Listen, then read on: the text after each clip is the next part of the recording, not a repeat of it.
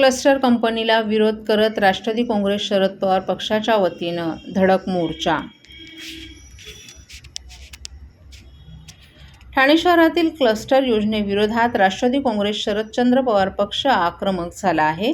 खासगी company cluster development संदर्भातील निर्णय घेण्याचे अधिकार देऊन लोकप्रतिनिधी आणि महापालिकेच्या महासभेचे अधिकार कमी करण्याचा प्रयत्न होत असल्याचा आरोप करण्यात आला।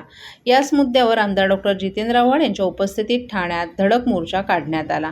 ठाण्यातील 3 हात नाका येथून क्लस्टर कार्यालयापर्यंत राष्ट्रवादी काँग्रेस शरद पवार पक्षाच्या वतीनं हा धडक मोर्चा काढण्यात आला।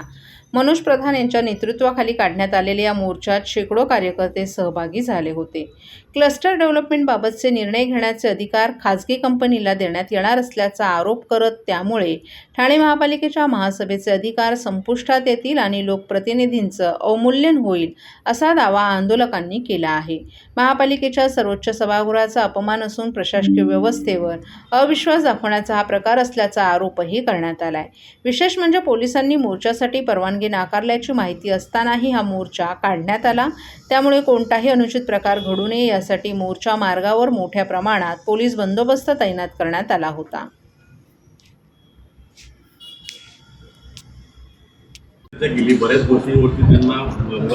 सोडा या अधिकाऱ्यांचं बिचाऱ्यांचं काय गरीब अधिकारी त्यांना माहित पण नाही। एक महत्त्वाचा मुद्दा लक्षात आला की 50% मालकी हक्क नसतानाही तिथे लोक जातात। LOI दिला कोणाच्या अधिकारावर?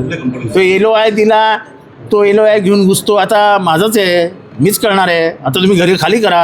अरे काय आहे, गरिबांचं तोंड दाबूनच टाकायचे आहेत का तुम्हाला?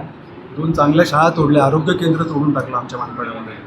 काय चाललंय समजतच नाही। जे LOI म्हणजे LOI घेऊन जातात आणि तिथे लोक जातात, ते महानगरपालिकेचे आम्ही कर्मचारी आहे म्हणून त्यांच्याकडे खोटे बिल्ले आणि हे असतात गळ्यामध्ये।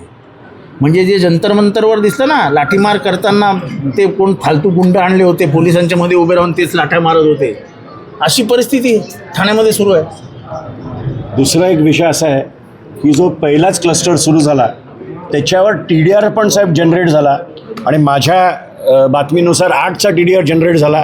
तो TDR विकलाही गेला। नेपच्यून नावाची कंपनी आहे, नेपच्यून, चांगला आवडतं आपल्या।